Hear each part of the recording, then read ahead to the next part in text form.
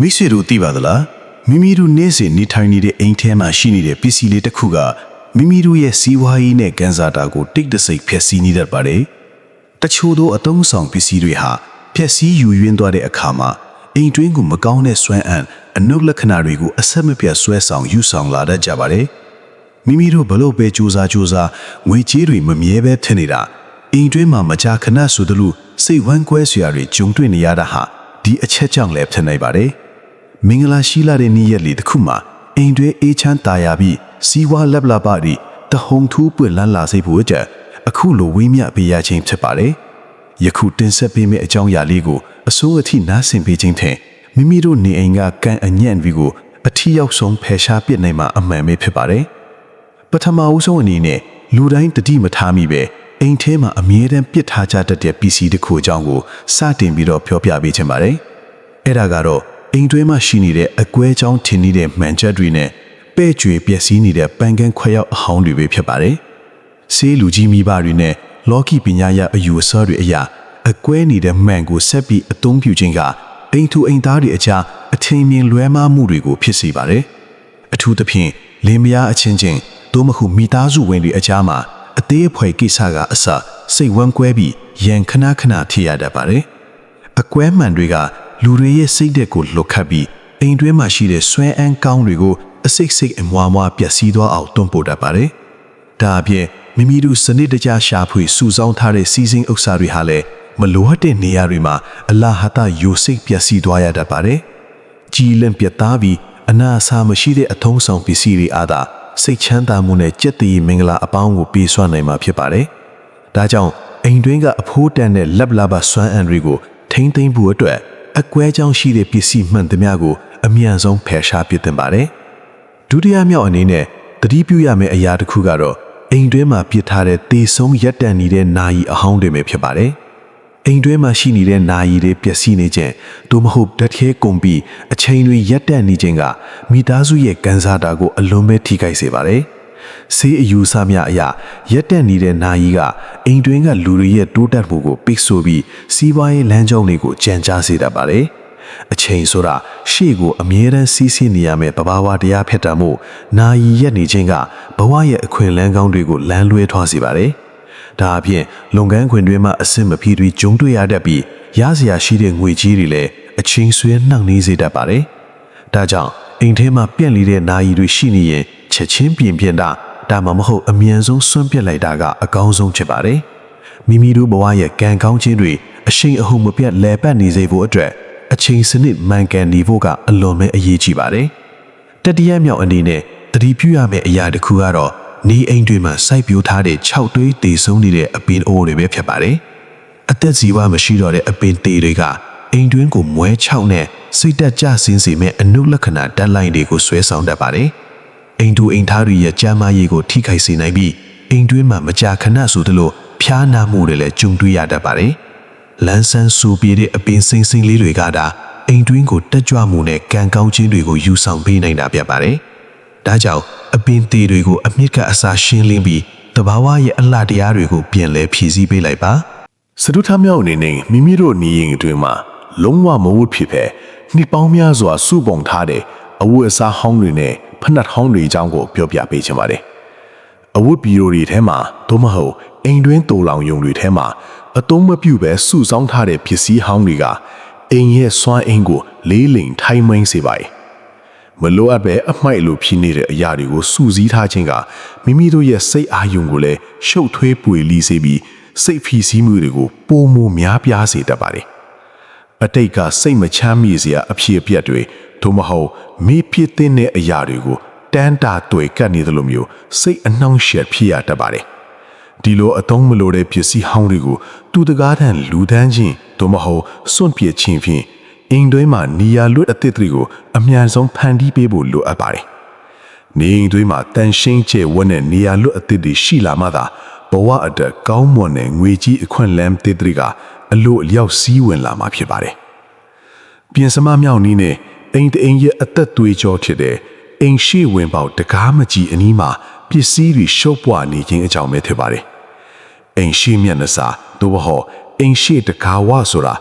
က ကံကောင်းခြင်းတွေနဲ့စီးပွားရေးလာဗလာတွေနေ့စဉ်မပြတ်စီးဝင်ရာအဓိကလမ်းကြောင်းကြီးဖြစ်ပါတယ်။အဲ့ဒီနေရာမှာစုပ်ပြဲနေတဲ့ဖက်နှက်ဟောင်းတွေအမိုက်ပုံးတွေသို့မဟုတ်အသုံးမလိုတဲ့ကိရိယာဟောင်းတွေကိုရှုပ်ပွားနေအောင်ဘယ်တော့မှမထားသင့်ပါဘူး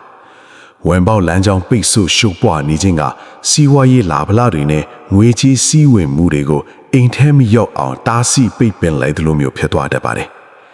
နေ့စဉ်လာပွင့်ပြီးမိသားစုစီးပွားရေးတဟုန်ထိုးတိုးတက်ဖို့အတွက်အိမ်ရှိဝင်ပေါက်နဲ့ဝရန်တာတွေကိုအမြဲတမ်းပြောင်းစင်အောင်တန်ရှင်းပေးထားရပါမယ်။တန်ရှင်းတက်ရပြီးကျယ်ဝန်းလာတဲ့အိမ်ရှိမျက်နှာစာကသာနှကောင်းနှမျက်တွေရဲ့ဆောင်ရှောက်မှုနဲ့လာဗလာအပေါင်းကိုဆွဲဆောင်ပေးနိုင်တာဖြစ်ပါတယ်။စတုထမြောက်အနေနဲ့မိမိတို့နေရင်တွင်မှာလုံးဝမတတိမထားမိပဲကံအယံ့တွေကိုဆွဲခေါ်နေတတ်တဲ့ဖြစ်စီတစ်ခုကတော့တန်ကြီးတက်နေပြီးပျက်စီးနေတဲ့တော့ဟောင်းတွေနဲ့ကိရိယာဟောင်းတွေပဲဖြစ်ပါတယ်။အဇွဲရီထဲမှာသို့မဟုတ်တစ်တာဟောင်းတွေထဲမှာအသုံးမပြုပဲပြစ်ထားတဲ့တော့အကြောင်းအဟောင်းတွေကဘဝရဲ့ပိတ်ဆို့မှုတွေကိုကိုးစားပြုပါတယ်။တော့ဆိုတာလမ်းပွင့်ခြင်းနဲ့အခွင့်လန်းတွေကိုဖွင့်လှစ်မိတဲ့သင်္ကေတဖြစ်တာမို့ဖြတ်စည်းနေတဲ့တော့တွေကမိမိတို့ရဲ့ငွေဝင်လန်းတွေကိုပိတ်ဆို့သွားစေတတ်ပါတယ်။အလုပ်ကိုင်တစ်ခုခုတစ်တွေရှားဖွေရမှာအစင်မတီးဖြစ်ခြင်းသို့မဟုတ်စီးပွားရေးလုပ်ငန်းတွေမှာလမ်းပြောက်တယ်လို့မျိုးခံစားရခြင်းတွေကဒီလိုဖြစ်စည်းတွေကြောင့်ဖြစ်နိုင်ပါတယ်။ဒါကြောင့်အသုံးမလိုတော့တဲ့တော်ဟောင်းတွေနဲ့တန်ကြီးတက်နေတဲ့ကက်ကြီးဓာအသုံးဆောင်တွေကိုတမြမြမညံ့နေပဲစွန့်ပစ်လိုက်ဖို့လိုအပ်ပါတယ်။စထမြောက်အနေနဲ့အိမ်တွင်းမှာအလွန်ပဲအရေးကြီးလာတဲ့မိဖိုးချောင်းအတွင်းမှာအိုးခွက်ပန်းကန်အဟောင်းတွေနဲ့ဖြစ်စည်းနေတဲ့လျှက်စစ်ပစ္စည်းတွေအကြောင်းပဲဖြစ်ပါတယ်။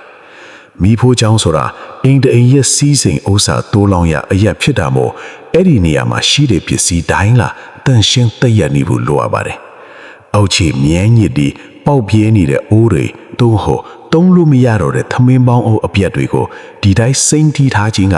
လာပိတ်စေပါတယ်။ဒီလိုပျက်စီးနေတဲ့အသုံးဆောင်တွေကအိမ်တွင်းမှာငွေကြေးကျက်တန်းမှုတွေကိုဖြစ်စေပြီးစားဝိနေရေးအဆင်မပြေမှုတွေကိုဆွဲဆောင်တတ်ပါတယ်။မိမိတို့ရဲ့နေအိမ်တွင်းမှာအမဲတန်းစိုးပြီးအေးချမ်းပြီးငွေကြေးတနအူစာတွေဒီရေအလားတိုးတက်လာစေဖို့အတွက်မိဖူးချောင်းကိုအမဲတန်းဆက်ဆက်လို့တန့်ရှိနေအောင်ထားရှိရပါမယ်။တန်ရှင်းတည့်ရပြီးစနစ်တကျရှိလာတဲ့မိဖိုးချောင်းလာတာမိသားစုဝင်အားလုံးကိုကျမ်းမာစေုံတင်မကစီးပွားလာဗလာအပေါင်းကိုလည်းအစင်ပြေချောမှန်စေမှာဖြစ်ပါတယ်။အရှိမြောင်းအနေနဲ့မိမိတို့နေအိမ်တွင်မှာလုံးဝသတိမထားပဲအိမ်တွင်းကန်စားတာကိုညှိုးမိန်စေတတ်တဲ့ပစ္စည်းတစ်ခုကတော့ဇက်ကြောင်းဇက်လန်းမသိရတဲ့ပန်းကြီးကားဟောင်းတွေနဲ့ရုပ်ထုဟောင်းတွေပဲဖြစ်ပါတယ်။တချို့သောပန်းကြီးကားတွေကတိုက်ပွဲဖြစ်ပွားနေတဲ့ပုံရိပ်တွေငိုကြွေးပူဆွေးနေတဲ့ပုံရိပ်တွေသို့မဟုတ်6သွေးအထီးကျန်းလာတဲ့ရှူခင်းပုံစံမျိုးတွေဖြစ်နေတတ်ပါတယ်။ဒီလိုစိတ်မချမ်းမြေ့စရာပုံရိပ်တွေသို့မဟုတ်တဘာဝမကျတဲ့ရုံထုတွေကိုအဲခန်းနဲ့အိတ်ခန့်ထဲမှာချိတ်ဆွဲအလှဆင်ထားခြင်းကအိမ်တွင်းကိုအမောင်ဓာတ်တွေတဲဆောင်လာတတ်ပါတယ်။အိမ်သူအိမ်သားတွေရဲ့စိတ်အာရုံကိုနေ့စဉ်မပြတ်လေးလန်းထိုင်မှိုင်းစီတတ်ပြီးအချင်းချင်းအကြားမှာအကြောင်းပြခြင်းမရှိဘဲစိတ်တူလွယ်ခြင်းနဲ့ဒေါသထွက်ခြင်းတွေကိုဖြစ်ပေါ်စေပါတယ်။ဒါကြောင့်နေအိမ်တွင်းမှာအမြဲတမ်းစိတ်အေးချမ်းသာရပြီးတက်ကြွလာတဲ့စွမ်းနံကောင်းတွေရရှိစေဖို့အတွက်ကြည်နူးစရာကောင်းတဲ့ပုံရိပ်တွေကိုပါရွေးချယ်ပြီးချိတ်ဆွဲသင့်ပါတယ်။နဝမြောက်အနေနဲ့အိမ်သူအိမ်သားတွေရဲ့ကျန်းမာရေးနဲ့စီးပွားရေးကိုတိုက်ရိုက်ထိခိုက်ပျက်စီးစေနိုင်တဲ့တက်တန်းကုံဆုံးနေတဲ့ဆေးဝါးဟောင်းတွေပဲဖြစ်ပါတယ်။အိမ်ထဲမှာရှိတဲ့ဆေးတတာတွေတုံးဟောအန်ဆွဲတွေထဲမှာသုံးဆွဲလို့မရတော့တဲ့ဆေးဝါးဟောင်းတွေကိုဒီအတိုင်းစုပုံပြီးတင်စီထားတတ်ကြပါတယ်။လော်ဂီအယူဆများအရတက်တန်းကုံဆေးဝါးတွေကိုမစွန့်ပစ်ပဲထားရှိခြင်းကအိမ်တွင်းမှာယောဂဗျာထူပြောခြင်းနဲ့ဆေးရုံဆေးကန်ပြသရမှုတွေကိုပိုမိုဆွဲဆောင်တတ်ပါတယ်။မိမိတို့ရရှိလာတဲ့လုပ်ငန်းစီးပွားရေးအမျက်စွန်းတွေကလည်းအဖက်မတင်ပဲကျမ်းမာရေးကိစ္စတွေအတွက်အလာဟတာကုံဆုံးသွားရတတ်ပါတယ်။ဒါကြောင့်အိမ်တွင်းကဆေးတတာတွေကိုပုံမှန်စစ်ဆေးပြီးအသုံးမပြုတော့တဲ့ဆေးဝါးဟောင်းတွေကိုအမြန်ဆုံးရှင်းလင်းဖယ်ရှားပြီးတော့အထူးလိုအပ်ပါတယ်။တန်ရှင်းတက်ရပြီးစနစ်တကျရှိလာတဲ့နေအိမ်ဝင်းကျင်ကသာမိသားစုဝင်အားလုံးကိုဘေးဥပါအန်ဒီရီကနေကာကွယ်ဆောင်ရှောက်ပေးနိုင်မှာဖြစ်ပါတယ်။ဒစမမြောက်အနေနဲ့မိမိတို့နေအိမ်အတွင်းမှာသတိမထားမိပဲအိမ်တွင်းကန်စားတာကိုအလွန်ပဲဆုပ်ယုပ်စေတတ်တဲ့ပစ္စည်းတစ်ခုကတော့အိမ်ခန်းတောင်းဒီမှာငှီးတွယ်နေတဲ့ပင်ကူအိမ်တွေနဲ့ဖုံမုံအမိုက်တရိုက်တွေဟောင်းတွေပဲထည့်ပါတယ်။အိမ်ရဲ့အမိုးအကာတွေဗီဒီယိုအောက်ခြေတွေနဲ့နေရန်တောင်းတွေမှာပင်ကူအိမ်တွေစူပုံးဖွဲ့စည်းနေခြင်းလားအိမ်တွင်းကလက်လာပါလင်းချောင်းတွေကိုပ ပေါက်ကွန်နဲ့အုတ်ထားသလိုမျိုးပိတ်ဆို့သွားစေပါတယ်။ပင်ကူအိမ်တွေဟာနှောင်ကြိုးတွေနဲ့ပိတ်ဆို့မှုတွေကိုကိုစားပြုတာမို့မိမိတို့ဘလောင်ပဲစူးစမ်းပန်းစားလုပ်ကင်ပါစေစီးပွားရေးမှာရှေ့မတိုးပဲလဲထနေတတ်ပါတယ်။ဒါအပြင်မိသားစုဝင်တွေအကြားမှာလည်းစိတ်ကူးစိတ်တန်းတွေထုံထိုင်းပိတ်ဆို့ပြီးအလုတ်အကောက်အခွင့်အလမ်းတစ်တွေပေါ်မလာတော့ပဲငွေကြေးကျပ်တန်းမှုတွေကိုဖြစ်ပေါ်စေပါတယ်။ဒါကြောင့်အိမ်တွင်းမှာရှိတဲ့ပင်ကူအိမ်တွေနဲ့ဖုံမှုတရိုက်တွေကိုအမြဲတမ်းမပြတ်ရှင်းလင်းပြီးနေအိမ်ကိုလေဝင်းလေထွက်ကောင်းအောင်ထားရှိဖို့အထူးလိုအပ်ပါတယ်။ကြည်လန်းတန်ရှင်းပြီးအမိုက်တရိုက်ကင်းစင်လာတဲ့နေအိမ်ဝင်းကျင်ကသာနှက်ကောင်းနှက်မြက်တွေမာစားဖိမဲ့မှုကိုရရှိစေပြီးလာဘလာဘအပေါင်းကိုဆွဲဆောင်ပေးနိုင်တာဖြစ်ပါတယ်။ဧကရာမောင်အနေနဲ့အိမ်သူအိမ်သားတွေရဲ့ကန်းစားတာကိုတိတ်တဆိတ်ညှိုးမိတ်ဖေးပြီးစိတ်ဖိစီးမှုတွေကိုပုံမများပြားစေတတ်တဲ့ပစ္စည်းတစ်ခုကတော့တော့ခတ်လို့မရတော့တဲ့တတအပြက်တွေနဲ့ဗီဒီယိုအိုကြီးတွေပဲဖြစ်ပါတယ်။အိမ်တွင်းမှာအဖိုးတန်ပစ္စည်းတွေတင်းစိမ့်မှုထားရှိတဲ့တတားတွေတော့မဟုတ်ဗီဒီယိုတွေရတော့ခလုတ်တွေပျက်စီးနေခြင်းကမိမိတို့ရဲ့စီးစိမ်ဥစ္စာတည်မြဲမှုကိုပြပြစေပါတယ်။လော်ဂီအယူဆများအရလုံခြုံမှုမရှိတဲ့တိုးလောင်ကိရိယာတွေကိုဒီအတိုင်းထားရှိခြင်းကရှားဖွေစူးစောင်းထားတဲ့ငွေကြေးတွေအဖက်မတင်ပဲလွယ်လွယ်ကူကူနဲ့ပြန်လဲဆုံးရှုံးသွားရတတ်ပါတယ်။ဒါအပြင်လုပ်ငန်းခွင်တွင်ပါလဲသူတစ်ပါးရဲ့လဲချမ်းစီခြင်းကိုခံရတတ်ပြီးမိမိတို့ရဲ့အကြံစီကောင်းတွေပေါက်ကြားပျက်စီးသွားရတတ်ပါတယ်။ဒါကြောင့်အိမ်တွင်းမှာရှိတဲ့တိုးပြက်နေတဲ့ဗီဒီယိုတွေနဲ့တတတွေကိုချက်ချင်းပြန်လဲပြင်ဆင်တာဒါမှမဟုတ်စနစ်တကျစွန့်ပစ်လိုက်ဖို့လိုအပ်ပါတယ်။တန်ရှင်းတရက်ပြီးလုံခြုံစိတ်ချရတဲ့အသုံးဆောင်ပစ္စည်းတွေကသာမိမိတို့ရဲ့စီးပွားရေးကိုရေရှည်တည်တံ့ခိုင်မြဲစေပြီးစိတ်ချမ်းသာမှုကိုပေးစွမ်းနိုင်မှာဖြစ်ပါတယ်။မိတ်ဆွေတို့ရှေးကအပိုင်းတွေမှာနားဆင်ခဲ့ရတဲ့အိမ်တွင်းကမထားသင့်တဲ့ပစ္စည်းတွေအကြောင်းကမိမိတို့အိမ်ကိုကံကောင်းခြင်းတွေတည်ဆောင်လာဖို့အတွက်အလွန်ပဲအရေးကြီးလာပါတယ်။အခုဆိုရင်အိမ်တွင်းကံညံ့တွေကိုဖယ်ရှားပြီးကျက်သွေးမင်္ဂလာအပေါင်းနဲ့ပြည့်စုံစေမယ်နောက်ဆုံးအဆင့်လူအရွှေမြစ်တွေကိုပြည့်စုံထုတ်ပြပေးသွားတော့မှာဖြစ်ပါတယ်။မိမိတို့နေအိမ်တွင်းမှာယခုပြောပြမယ့်အချက်တွေကိုပါစနစ်တကျပြောင်းလဲလိုက်မယ်ဆိုရင်စီးပွားရေးလာဘလာပါတွေတဟုန်ထိုးပွင့်လန်းလာမှာအမှန်ပဲဖြစ်ပါတယ်။ဘဟုတုတအပြည့်နဲ့စိတ်ဝင်စားဖို့ကောင်းလာတဲ့ဒီနောက်ဆုံးအပိုင်းလေးကိုလည်းမလွတ်တမ်းအဆုံးအထိဆက်လက်ပြီးတော့စင်ကြင်နားဆင်ကြည့်ကြပါစို့။ဒွါရကမြောက်အနေနဲ့နေရတွင်းမှာလုံးဝမထားသင့်ပဲစီးပွားရေးကိုအကြီးအကျယ်ပိတ်ဆို့တတ်တဲ့အရာကတော့ရေဒီယိုအပြည့်တွေနဲ့အသုံးမပြုတော့တဲ့လျှက်စစ်ပစ္စည်းဟောင်းတွေပဲဖြစ်ပါတယ်။အဲကန်ဒီတို့မဟုတ်စပွဲကုံတွေအပေါ်မှာဖုံတက်နေတဲ့ TV အပြည့်တွေဖုံးအစုပ်တွေနဲ့ကဆက်ဟောင်းတွေကိုဒီအတိုင်းပစ်ထားခြင်းကအိမ်တွင်းကိုမှိန်မိုင်းလေးလန်းစေပါတယ်။လျှက်စစ်ပစ္စည်းဆိုတာအမြဲတမ်းလှုပ်ရှားယုံကန်းနေတဲ့စွမ်းရံတွေကိုကိုစားပြုတာမို့ပျက်စီးနေတဲ့အခါမှာတော့စိတ်သက်သာဆင်းမှုတက်လွှိုင်းတွေကိုသာထုတ်လွှင့်တတ်ပါတယ်။ဒီလိုပစ္စည်းဟောင်းတွေရှိနေခြင်းက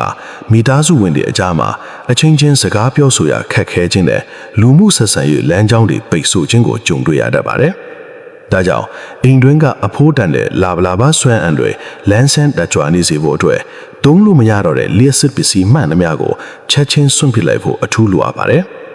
တရေတကာမြောက်အနေနဲ့နောက်ဆုံးသတိပြုရမယ့်အချက်ကတော့နေအိမ်ရဲ့ရေချိုးခန်းနဲ့အိမ်သာတွေမှာရှိနေတတ်တဲ့ရေယိုစည်းမှုတွေအဟောင်းအပြတ်တွေပဲဖြစ်ပါတယ်။ရေတိုင်ကြီးတွေသို့မဟုတ်ရေပုံပိုက်ခေါင်းတွေကနေရေတွေတစ်ဆက်ဆက်တိတ်တဆိတ်ယိုစီးနေခြင်းကမိမိတို့ရဲ့စီးစိမ်ဥစ္စာတွေအလားအစီးဆုံးပျက်စီးနေခြင်းကိုကိုးစားပြုပါတယ်။